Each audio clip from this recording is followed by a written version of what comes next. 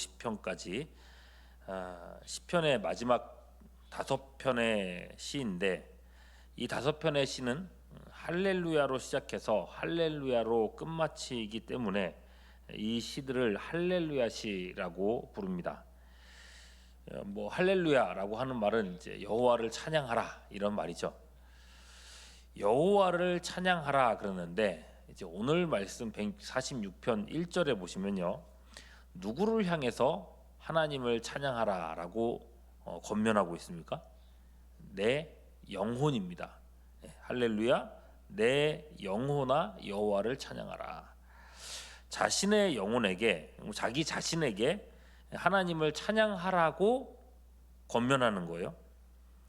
찬양하는데 2절 보시면은 나의 생전에 여호와를 찬양하며 나의 평생에 내 하나님을 찬송하리로다. 살아있는 동안 모든 순간에 하나님을 찬송하고 찬양하겠노라 라고 선언을 하는 겁니다. 근데 우리가 이제 이런 구절들을 워낙에 많이 봐서 그런데 이게 사실 되게 어색한 표현입니다. 나여 하나님을 찬양하라, 이런 말이거든요. 자신에게 이렇게 권면 또는 강권하는 때가 언제인가를 한번 생각해 보시자고요. 공부하는 학생이 만일 스스로에게 야 나여 공부하자 이렇게 얘기를 했다고, 또는 운동선수가 자신에게 말합니다. 아유 나여 열심히 훈련해야지, 운동해야지. 언제 이렇게 말하나요? 그 일에 잘 집중하지 못할 때 그렇게 합니다. 양손으로 자기 얼굴을 탁탁 치면서 야 나여 정신 차리고 좀 공부해야지, 뭐 이렇게 스스로를 추스릴 때 보통 이렇게 하더란 말이죠. 사실 하나님을 찬양하는 것은요, 하나님의 백성에게 당연한 일입니다. 공부하는 학생에게 공부가 당연하고 운동하는 선수에게 이런 훈련들이 당연한 것과 마찬가지예요. 바로 다음 장인 시편 147편 1절에서 이렇게 얘기하죠. 할렐루야, 우리 하나님을 찬양하는 일이 선하며 찬송하는 일이 아름답고 마땅하도다, 이렇게 얘기했어요. 하나님의 백성들에게 찬송은요 마땅한 일이다, 당연한 일이다, 이렇게 고백을 하고 있는 거죠. 그런데 막상 우리가 신앙생활을 해보면 하나님을 찬양하는 일이라는 게 생각처럼 그렇게 막 되는가? 그렇지도 않은 것 같다는 거죠. 시는요 그 이유를 정확히 짚어주고 있습니다. 3절에 이렇게 얘기해요. 귀인들을 의지하지 말며 도울 힘이 없는 인생도 의지하지 말지니. 우리의 의지가 귀인들이나 인생들을 향해 있기 때문이다 라는 거예요. 사실 우리가 그렇지 않습니까? 돈도 많고 권력도 있는 귀인들이 얼마나 우리 눈에 대단해 보입니까? 그 사람에게 잘만 보이면 내 인생이 풀리는 건 뭐 일도 아니겠다 싶은 거죠. 우리가 또한 얼마나 인생들에게 매여 있습니까? 사람들의 말 한마디에 위축되기도 하고 또는 당당해지기도 하고 그렇다는 거예요. 다른 사람들이 나를 어떻게 보는지에 대해서 엄청 우리는 신경을 쓰고 있습니다. 교회에서요 시험 드는 일들이 왜 이렇게 교회에 많은지 모르겠는데, 교회에서 시험 듣는 사람들 중에 한 80% 이상은요 다른 사람의 말 때문에 시험에 들어요. 자기에 대해서 나쁜 말 해서 시험 드는 사람뿐만 아니라 자기에 대해서 좋은 말을 해도 기분 나빠하는 사람들이 있더라고요. 어떤 사람은요 왜 나 없는 데서 내 얘기하냐라고 화를 내기도 합니다. 그만큼 우리는 타인의 말과 시선에 그렇게 매여서 산다는 거예요. 여러분, 우리의 삶이 그렇게 인생들에게 매여 있다는 것입니다. 여기에 문제가 있는 거예요. 인생들에게 매여서 끌려다니는 이런 태도들이 우리 입술에서 찬양을 마르게 한다는 겁니다. 실제로 수많은 사람들이 그 사람들의 어떤 평가와 말과 이런 것들 때문에 시험에 들기도 하고 교회를 떠나기도 하고, 인생을 의지하면서 동시에 하나님을 찬양할 수도 있는 것 아니냐라고 생각할 수 있겠지만은, 그렇게 둘 다를 취할 수 없다는 게 성경의 입장입니다. 갈라디아서 1장 10절, 이제 내가 사람들에게 좋게 하랴 하나님께 좋게 하랴 사람들에게 기쁨을 구하랴. 내가 지금까지 사람들의 기쁨을 구하였다면 그리스도의 종이 아니니라. 사람들의 기쁨과 하나님의 기쁨을 같이 구할 수가 없다는 거예요. 두 개의 가치는요, 항상 충돌합니다. 세상을 바라보며 인생을 의지하면 점점 내 입술에서 찬송이 사라져 간다는 겁니다. 영적으로는 어쩔 수 없이 메말라 간다는 거죠. 그러니 이런 인생을 살아가는 우리들이 내 영혼을 향해서 항상 선언을 해야 된다는 거예요.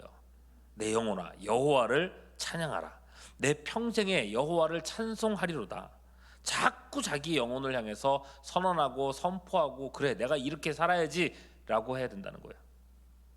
그렇게 하나님을 찬양하다 보면 세상을 의지하는 마음들이 점점 줄어들게 됩니다. 세상의 것들이 얼마나 헛된 것인지 찬양하면서 알게 된다고 말합니다. 그게 4절이에요. 그의 호흡이 끊어지면 흙으로 돌아가서 그날에 그의 생각이 소멸하리로다. 사람이 권력과 돈이 이게 최고라고 생각을 했는데 결국 소멸될 뿐이라는 겁니다. 이런 것들을 위해서 온 힘을 다해서 평생을 쫓아왔는데, 그래서 어느 만큼 이루었다고 생각했는데 결국은 소멸된다는 거죠. 이런 헛된 것들을 추구하는데 어떻게 찬양이 나오겠느냐. 반면 여러분, 찬양하는 사람은요, 아니 스스로에게 찬양하라라고 권면하는 사람은, 강권하는 사람은 자기가 찬양해야 될 이유를 분명히 알고 있습니다. 5절 보십시오. 야곱의 하나님을 자기의 도움으로 삼으며 여호와 자기 하나님에게 자기 소망을 두는 자는 복이 있도다. 세상의 사람, 돈, 명예 이런 것들이 아니라 야곱의 하나님을 자기 도움으로 삼아야 된다고 말합니다. 그럼 왜 야곱일까요? 야곱은 하나님의 택하심을 보여주는 대표적인 인물입니다. 야곱은 이삭의 쌍둥이 아들 중에 둘째죠. 고대 사회입니다.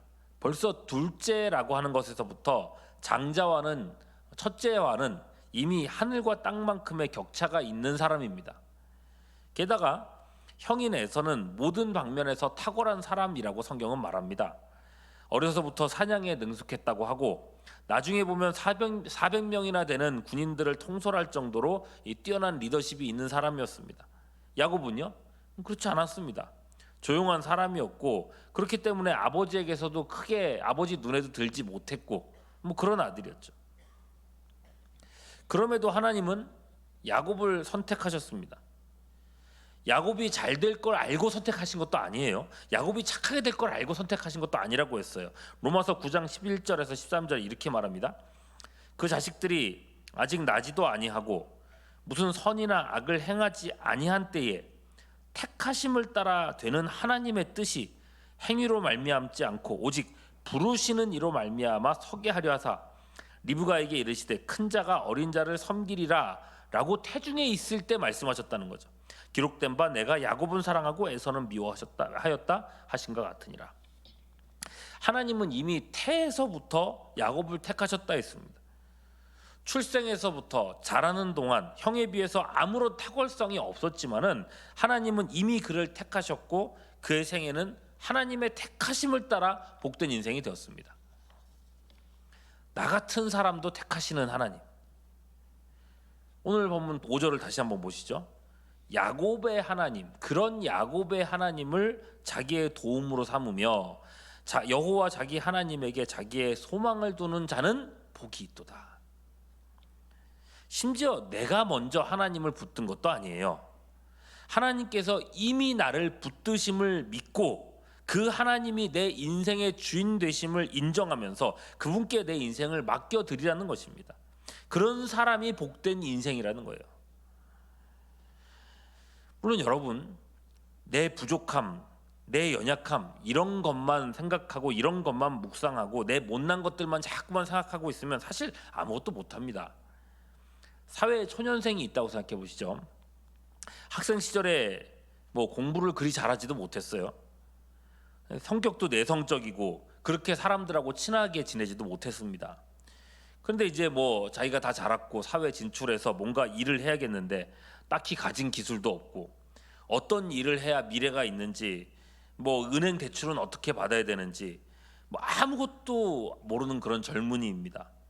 뭐 맨땅에 헤딩을 한다고 하지만은 보이는 건 전부 진짜 맨땅뿐이라서 헤딩할 용기조차 나지를 않습니다. 이런 사람이 자기 형편, 자기 부족함, 답답한 환경 이런 것만 주장창 생각하고 있다고 생각해 보십시오. 결국 아무것도 못합니다. 사회에서도 낙오될 수밖에 없습니다. 뭘 하겠어요? 뭔가 확실한 것들이 보여야 또 용기라도 낼 수 있는 것이고 작은 우물이라도 다이빙이라도 해볼 수 있는 것 아니겠습니까?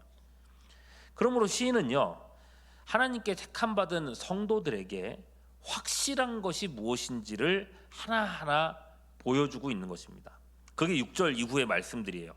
첫째, 6절 보시면 여호와는 어떤 분이시다.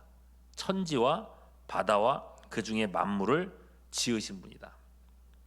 하나님이 창조의 주인이십니다. 세상 모든 만물이 하나님께로부터 나왔습니다. 하나님이 주시면 부해지는 거고 하나님이 치우시면 가난해지는 겁니다. 항상 하나님의 백성들은요, 모든 것에서 어디서부터 나왔는지를 기억해야 됩니다. 하나님 손에 있음을 기억하라는 거예요. 둘째로는요, 6절 후반절에 영원히 진실함을 지키신다. 여러분, 사람은 몰라도요, 하나님은 아십니다. 심지어 우리 마음의 생각과 태도까지도 아시는 분입니다. 우리의 삶의 태도에 대해서 하나님은 우리에게 대해서 진실하게 대시고 그에 합당한 결과들을 주시는 분이라고 고백하고 있는 거예요.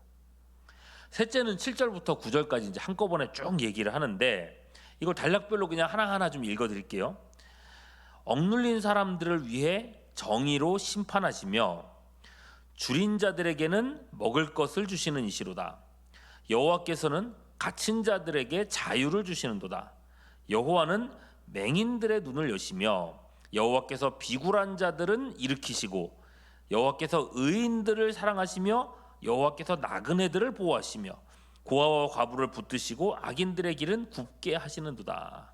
여러분, 하나하나 이제 잘 훑어서 보면은 되게 은혜로운 말씀들입니다.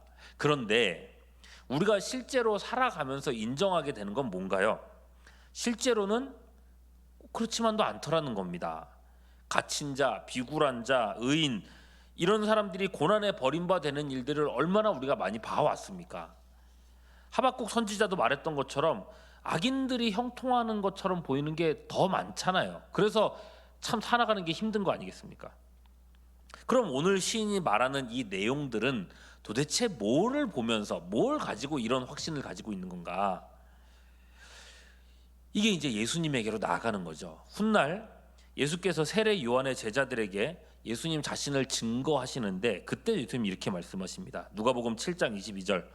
예수께서 대답하여 이르시되 너희가 가서 보고 들은 것을 요한에게 알리되 뭐라 그랬어요? 맹인이 보며 못 걷는 사람이 걸으며 나병 환자가 깨끗함을 받으며 귀먹은 사람이 들으며 죽은 자가 살아나며 가난한 자에게 복음이 전파된다 하라.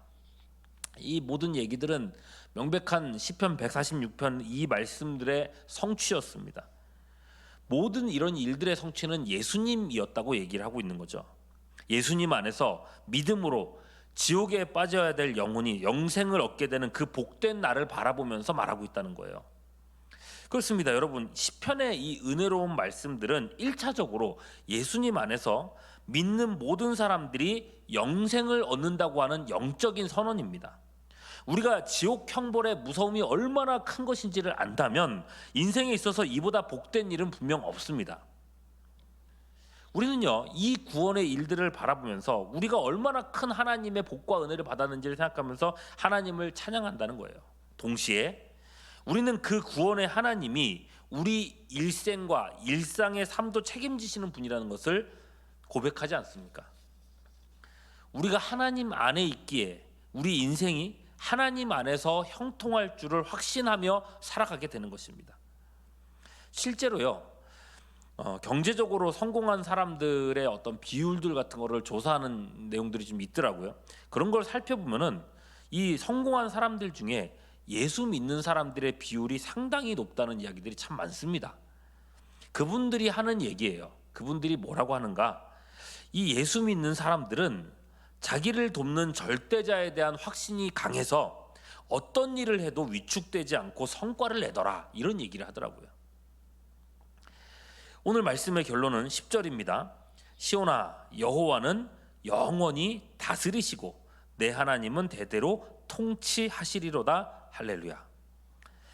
하나님이 우리 인생의 통치자이십니다. 우리 인생과 우리의 경영을 온전히 하나님께 맡겨드리면서 하나님을 찬양하는, 그렇게 오늘 하루도 승리하며 살아가는 우리 모두가 될 수 있기를 주님의 이름으로 축원합니다.